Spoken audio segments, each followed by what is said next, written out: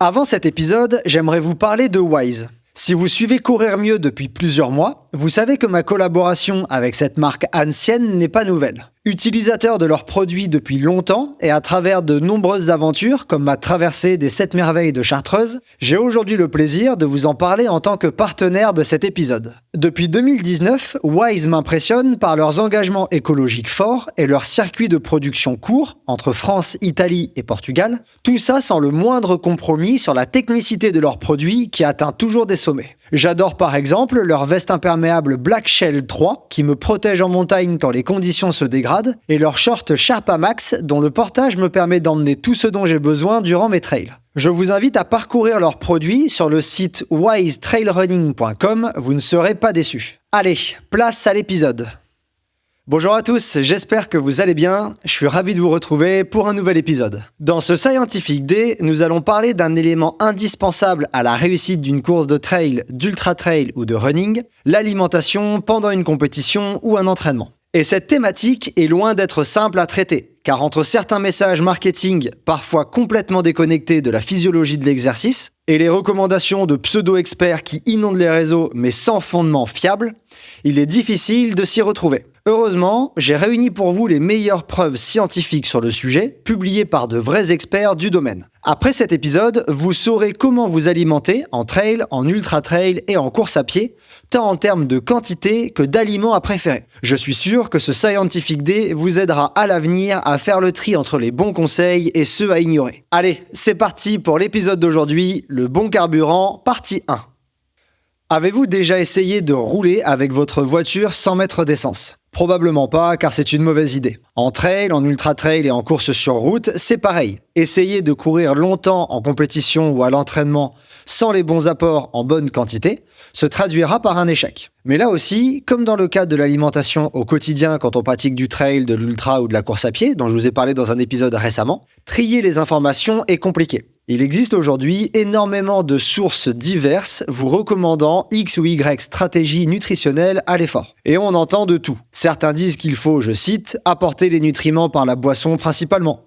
D'autres qu'il faut éliminer le sucre et manger uniquement des corps gras. Ou encore qu'il faut apporter des protéines pour reconstruire le muscle pendant l'effort. Bref, entre les messages marketing, parfois vrais, parfois biaisés, et les conseils de personnes à l'expertise questionnable et aux sources obscures si tant est qu'il y en ait, il est difficile de répondre correctement à la question de l'alimentation optimale en trail, en ultra trail ou en course à pied. Comme toujours, une source d'information non biaisée et dont on peut être certain de l'expertise des auteurs est la littérature scientifique. Ces dernières années, de nombreuses études ont voulu comprendre comment s'alimenter en trail durant des compétitions de longue distance ou d'ultra distance même, et une autre partie s'est également intéressée plus largement à l'alimentation en endurance. Car si le trail a ses spécificités, il a néanmoins beaucoup de points communs avec d'autres sports d'endurance. Comme dans l'épisode sur l'alimentation au quotidien quand on pratique du trail, de l'ultra ou de la course à pied, je vous propose qu'on s'appuie sur l'excellente revue de littérature de la Société internationale de nutrition sportive,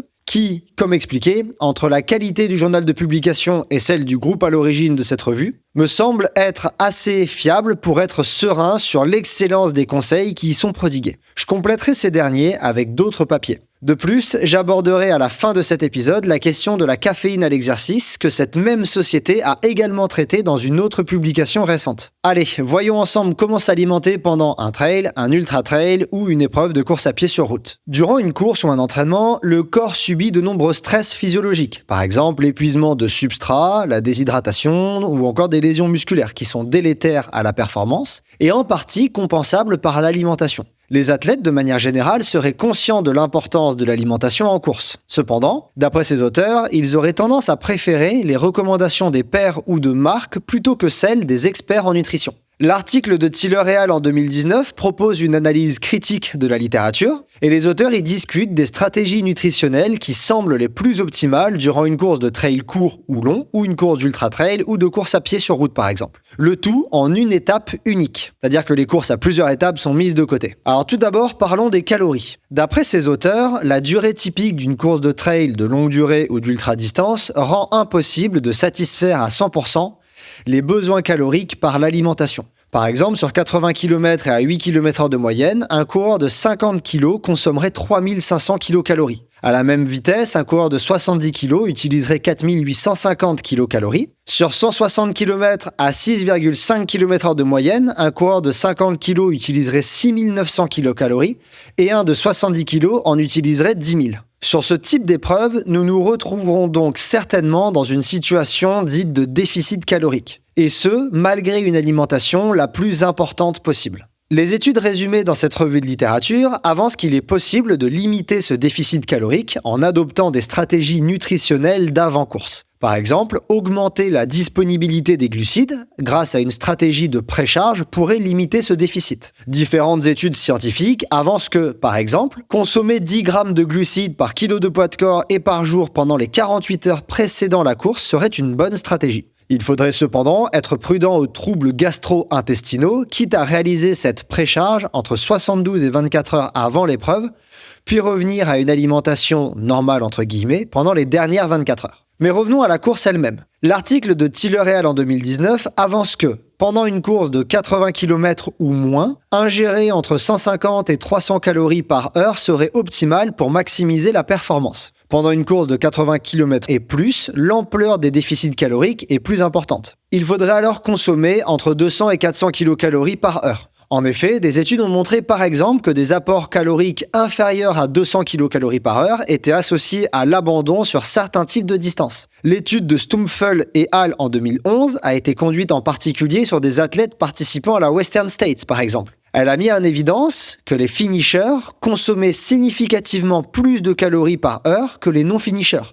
4,6 kcal par kilo de poids de corps et par heure, plus ou moins 1,7 pour les finishers, comparativement à 2,5 kcal par kilo de poids de corps et par heure, plus ou moins 1,3 pour les non-finishers. Mais se focaliser sur le nombre de calories à consommer est plutôt inapproprié. En effet, à l'effort, le métabolisme a des besoins plus précis que simplement des kilocalories. Si à l'exercice, les recommandations en termes de calories sont atteintes mais ne le sont pas avec les bons macronutriments, ceux qui sont le plus importants pour le métabolisme durant l'exercice, cela semble manquer de pertinence. Je vous propose donc de rentrer dans les détails de comment couvrir correctement ces besoins caloriques à l'exercice. Et on va commencer par parler des glucides. La revue de Tiller et al. En 2019 avance que durant des courses de 80 km et plus, il existerait des différences significatives dans la quantité de glucides consommés entre les élites, les finishers, non-élites et les non-finishers. Dans les études citées, les élites consommaient en moyenne 71 grammes de glucides par heure, plus ou moins 20 grammes. Les finishers consommaient quant à eux 65,8 grammes de glucides par heure, plus ou moins 27, et les non-finishers en consommaient en moyenne 41,5 grammes, plus ou moins 23 grammes. Exprimé par rapport à la masse corporelle et au temps, les finishers consommaient environ 2 fois plus de glucides que les non-finishers, 1 gramme par kilo de poids de corps et par heure, comparativement à 0,5 g par kilo de poids de corps et par heure. La littérature actuelle préconise de consommer environ 90 grammes par heure sur des courses de plus de 120 minutes. Cependant, cette dose peut être parfois difficilement atteignable. Précisément, sans habituation ou entraînement de l'intestin, dont je vous ai déjà parlé dans un article sur le site courermieux.fr et dont je vous reparlerai dans un épisode à venir, ce dosage pourrait être associé à une malabsorption des nutriments et à des troubles gastriques si on n'y est pas habitué. Aussi, cette équipe de chercheurs propose une recommandation un peu différente. Ils avancent qu'essayer d'absorber 70 grammes de glucides par heure ou 1 gramme de glucides par kilo de poids de corps serait pertinent. Cette cible serait surtout valable pour des épreuves de plus de 80 km. Elle peut être réévaluée à la hausse ou à la baisse en fonction de la tolérance individuelle. Durant des courses de moins de 80 km, Tiller et al. En 2019 avance que des apports inférieurs, aux alentours des 45 grammes par heure de glucides, pourraient suffire. En effet, sur ces distances et ces durées, le déficit calorique serait plus facilement tolérable. Quelle que soit la distance, les apports en glucides devraient être de diverses formes, de diverses sources, en mélangeant par exemple du glucose et du fructose. Ces auteurs ne précisent cependant pas le dosage idéal, le ratio idéal entre glucose et fructose. Par contre, différentes études autres, parallèles, se sont intéressées à ce ratio optimal entre glucose et fructose dans les apports en glucides. Par exemple, la revue de littérature de Roland et collaborateurs en 2015 a regroupé de nombreux travaux sur le sujet. Toute étude confondue, ces auteurs concluent que le ratio optimal fructose-glucose serait de 0,5 pour 1, parfois écrit 1 pour 2. Autrement dit, il faudrait que le total des glucides consommés soit composé de 2 fois plus de glucose que de fructose. Par exemple, si vous ingérez 60 grammes de glucides par heure, Une répartition optimale serait d'environ 20 g de fructose et 40 g de glucose. Ce ratio est également celui que recommandent Costa et collaborateurs en 2019 dans leur revue de littérature. Roland Zéal en 2015 souligne que ce ratio de 1 pour 2 peut être la répartition fructose-glucose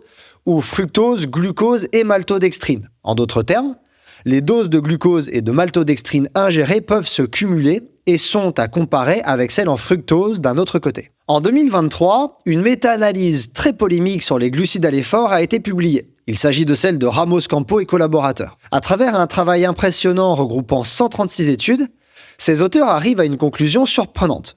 Tout d'abord, consommer des glucides à l'effort améliore dans leurs analyses les performances en endurance, comparativement à ne pas en consommer. Cependant, leurs statistiques ont montré que le dosage n'aurait aucun effet sur l'ampleur des améliorations. En d'autres termes, dans leurs résultats, que vous consommiez 30 g de glucides par heure, 60 g par heure, entre 60 et 90 g par heure ou plus de 90 g par heure, la performance sur des efforts de type temps jusqu'à épuisement ou meilleur temps sur une distance donnée était la même. En tout cas, c'est ce que le résumé de cette étude avance. Par la suite, différents acteurs ont relayé cette information, apparemment sans aller plus loin et en balayant d'un revers de la main d'autres études ayant montré que le dosage importe dans l'ampleur des phénomènes. Mais comme toujours dans les études, il ne faut pas se contenter de lire l'abstract. Je reviendrai sur ce point avec mon invité dans la partie 2 de cet épisode. En effet, il est d'une part intéressant de noter que numériquement dans cette étude, les performances étaient souvent supérieures à mesure que les dosages de glucides augmentaient. De plus, et là c'est super important, il est aussi intéressant de noter que les efforts dans la méta-analyse étaient tous d'une durée maximale de 3 heures. Cette durée peut souvent être dépassée en trail et encore plus en ultra-trail. Néanmoins, le résultat de ces auteurs peut rejoindre les propos de Tiller et al. En 2019, selon lesquels, sur des distances inférieures à 80 km, et d'autant plus si les intensités ne sont pas maximales, 45 g de glucides par heure pourrait suffire car un déficit calorique serait alors plus facilement tolérable du moment que la durée ne dépasse pas 3 heures par exemple pour l'épreuve. De même, Vitale et Ghezza en 2019 avancent dans leur revue de littérature des conclusions similaires. Ils proposent de cibler entre 30 et 60 g de glucides par heure pour les épreuves inférieures à 2h30 et ils suggèrent aussi de viser un minimum de 60 à 70 g de glucides par heure pour les épreuves dépassant 2h30, mais de faire notre maximum, par exemple avec un entraînement préalable de l'intestin, pour atteindre 90 g de glucides par heure sur les épreuves qui dépassent 2h30. Donc à mon sens, toutes ces évidences se rejoignent et tendent dans la direction que si le dosage de glucides par heure importe peu sur des épreuves inférieures à 2h30, 3h, il devient beaucoup plus important lorsque les épreuves vont dépasser cette durée. Petite pause, si ce Scientific Day vous plaît, je vous invite à aimer la vidéo, la commenter, la partager et vous abonner à ma chaîne en activant les notifications pour ne rater aucune de mes publications. Je vous invite aussi à rejoindre Courir Mieux sur ses autres réseaux comme Instagram et le podcast disponible sur toutes les plateformes d'écoute. Vous pouvez aussi vous rendre sur le site courirmieux.fr où vous retrouverez l'article associé à cet épisode et toutes les études scientifiques citées. Enfin, vous pouvez soutenir Courir Mieux et rejoindre sa communauté de passionnés de trail et de course à pied sur Patreon. Les différents abonnements proposés vous donnent accès à de nombreux avantages, à des contenus exclusifs et à la possibilité de poser vos questions à mes invités. Le lien vers les offres est dans la description. Allez, on retourne à l'épisode. Maintenant, discutons des apports en lipides. La revue de Tiller et al. En 2019 mentionne qu'au fil d'une course de longue et d'ultra-distance, les athlètes rapportent souvent une augmentation de l'attirance pour des aliments gras et salés au détriment des aliments sucrés. Une étude montre par exemple que durant une course de 100 miles, les finishers avaient consommé au total 98 g de lipides, plus ou moins 53, ce qui était 5 fois plus que les non-finishers, qui eux avaient ingurgité 19 g au total, plus ou moins 21. Exprimé par rapport à la masse corporelle et au temps des coureurs, ces valeurs équivalaient à 0,06 g de lipides par kilo de poids de corps et par heure, plus ou moins 0,03, comparativement à 0,02 g de lipides par kilo de poids de corps et par heure, plus ou moins 0,02. Cependant, peu d'études ont été menées sur ce sujet. Par exemple, la revue de Costa et al. Et celle de Vitale et Ghezza en 2019 n'accordent pas une ligne aux apports exogènes en lipides, mais se focalisent uniquement sur ceux en glucides. Cela rejoint différentes évidences dans la littérature, dont je reparlerai dans la partie 2 avec mon invité, qui soulignent que les lipides exogènes, c'est-à-dire ceux apportés par l'alimentation, ne sont pas utilisés à l'exercice. et que seuls les lipides endogènes, c'est-à-dire ceux stockés dans l'organisme, sont utilisés durant un effort. Au contraire, l'apport de lipides exogènes, c'est-à-dire par l'alimentation, pourrait, d'après certaines études, favoriser les troubles gastro-intestinaux. Alors, tout cela rend difficile l'estimation d'un seuil optimal de consommation de lipides à l'effort. Cependant, d'après Tiller et al.,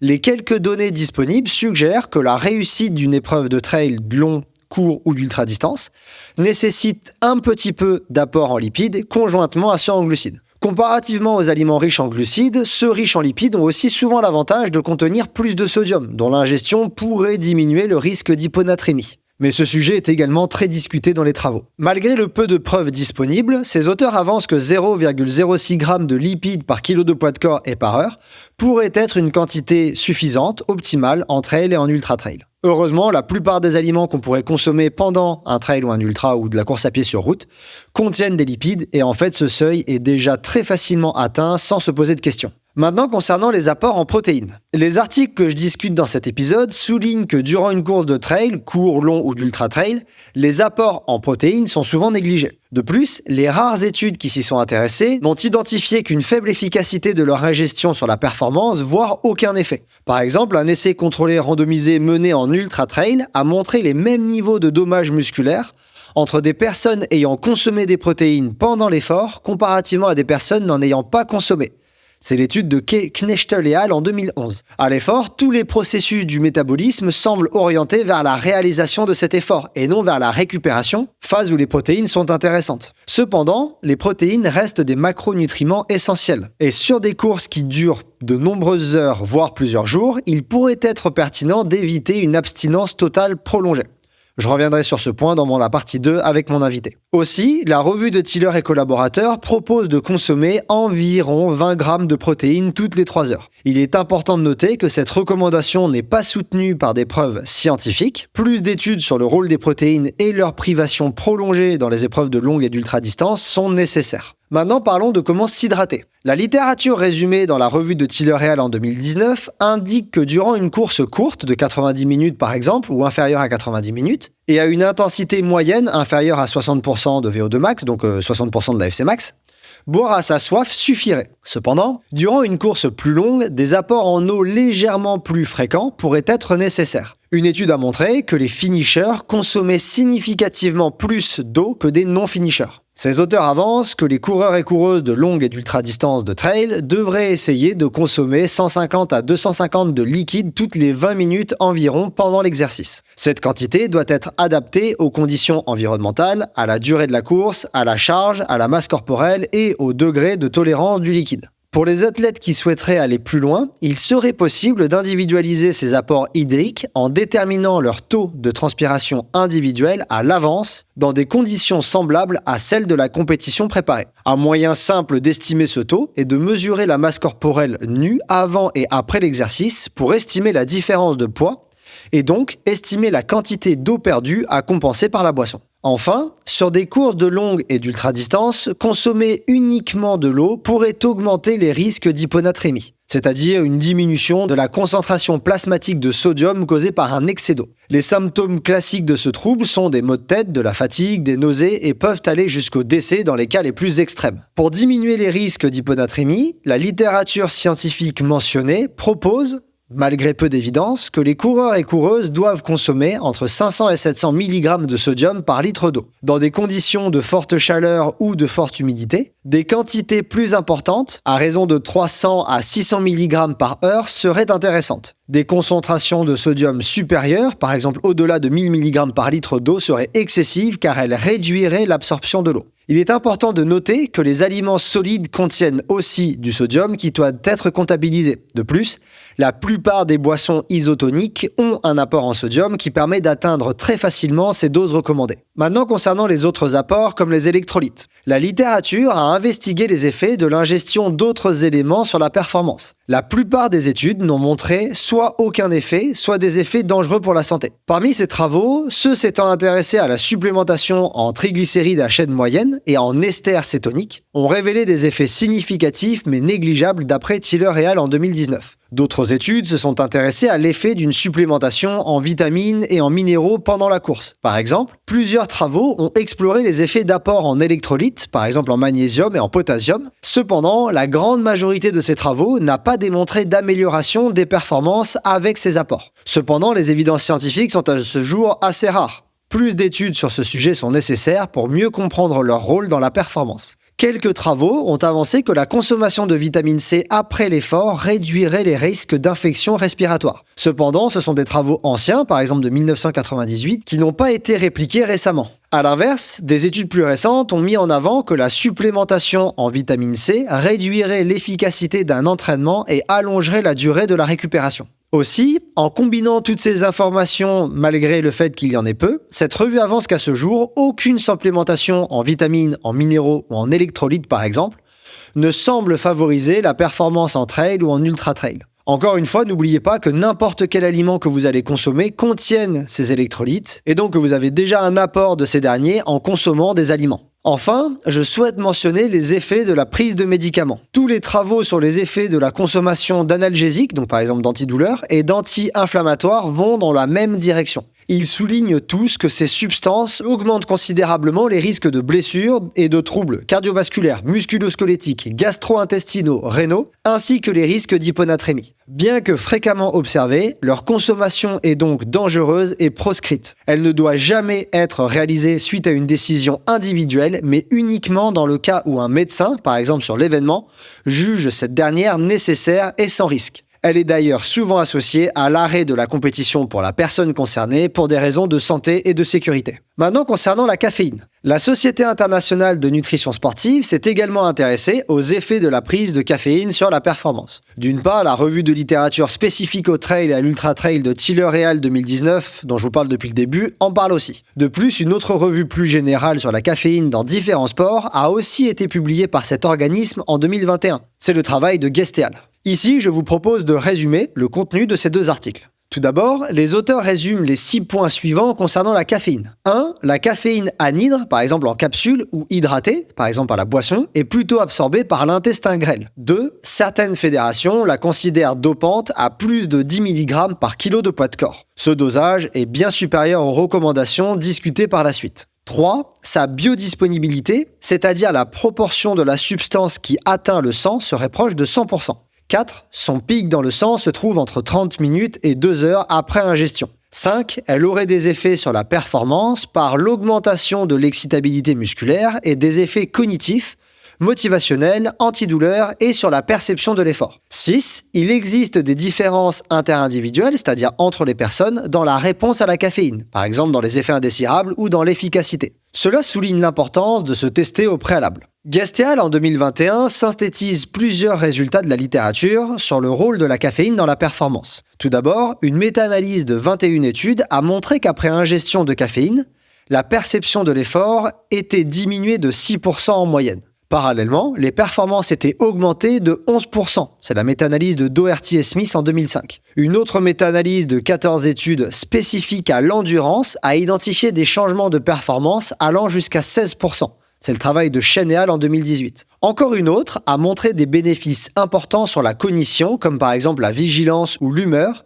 Ça, c'est le travail de McClellan et al. En 2016. Une méta-analyse de 21 études, celle de Conger et al. En 2011, a conclu que la co-ingestion de glucides et de caféine améliorait significativement les performances d'endurance par rapport aux glucides seuls. La co-ingestion, ça veut dire simplement consommer à la fois de la caféine et des glucides. Néanmoins, ces auteurs insistent sur le fait que la caféine ne remplace pas les apports en glucides. On parle bien de co-ingestion. Enfin, les auteurs de la revue soulignent le fait que, contrairement à ce qui est parfois cru, ces effets sont équivalents entre les personnes habituées versus celles non habituées à la caféine et entre les athlètes entraînés versus non entraînés. Il n'y a donc pas besoin de se priver de caféine pour maximiser ses effets et la caféine est efficace quel que soit votre niveau sportif. D'après les 2 revues de littérature de la Société internationale de nutrition sportive, pour un effort court, par exemple un trail court, Une prise de caféine unique 60 minutes avant le début de l'effort serait optimale. Pour des efforts plus longs, la méta-analyse de Chen et al. En 2019 a montré que les effets de la caféine augmentaient avec la durée de l'épreuve. Au plus l'épreuve est longue, au plus ses effets sont grands. Aussi, en trail de longue distance et en ultra-trail, ces auteurs recommandent des prises à partir de la moitié de l'épreuve ou plus tard, plutôt que des prises dès le début de la course. Les auteurs soulignent que certaines formes d'ingestion de la caféine, comme par exemple les chewing-gums, passeraient dans le sang plus vite que d'autres.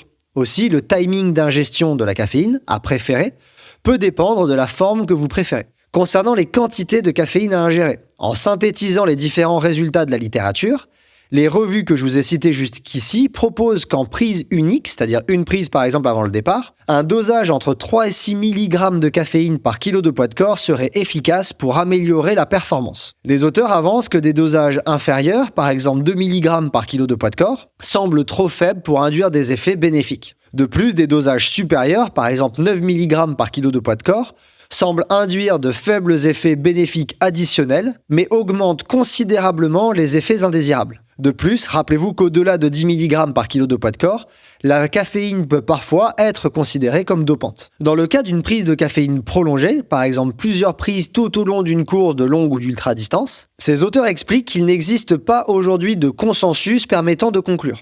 Cependant, selon cet organisme, des doses répétées de minimum 50 mg par heure semblent bien tolérées et favoriseraient la performance. Cette quantité serait donc un minimum raisonnable à consommer si l'athlète le souhaite, et tout dosage supérieur devrait être prudemment testé. Enfin, étant donné dans certains cas des effets délétères à la performance, voire dangereux d'une surconsommation de caféine, ces auteurs conseillent de toujours vérifier scrupuleusement les doses prévues et de s'assurer que celles-ci sont conformes aux données de la littérature disponible et aux directives de sécurité connues, et qu'il faudrait accorder une attention particulière à la méthode d'administration, liquide versus solide. Enfin, ils insistent sur l'importance pour les athlètes de toujours tester leur stratégie de dosage et de timing au préalable. Pour aller plus loin, les athlètes peuvent évidemment faire appel à un médecin nutritionniste. En conclusion, comment s'alimenter en trail, en ultra-trail ou même en course à pied sur route est une question cruciale à laquelle il faut savoir répondre pour réussir une course ou une compétition.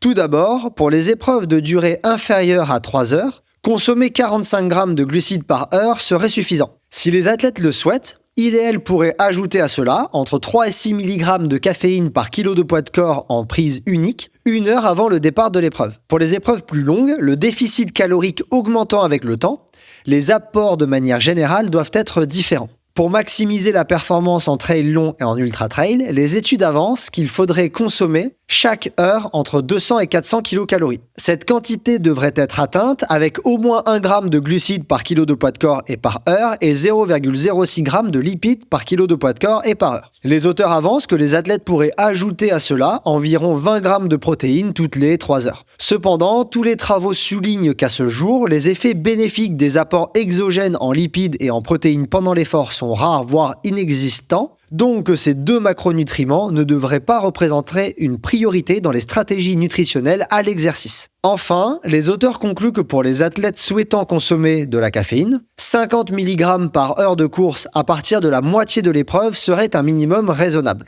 De plus grandes doses pourraient être consommées, mais doivent être testées sans dépasser les maximums des prises uniques discutées préalablement dans cet épisode. En termes d'hydratation, 150 à 250 ml de liquide toutes les 20 minutes serait optimal d'après la littérature. De plus, consommer également une boisson contenant entre 500 et 700 mg de sodium par litre d'eau serait pertinent. La consommation d'autres apports par la boisson, comme les électrolytes, les minéraux et les vitamines, semble inutile, mais plus d'études sont nécessaires pour confirmer cette première absence de résultats. Enfin, il serait important de s'entraîner à manger pendant l'effort afin de s'habituer à la digestion en mouvement.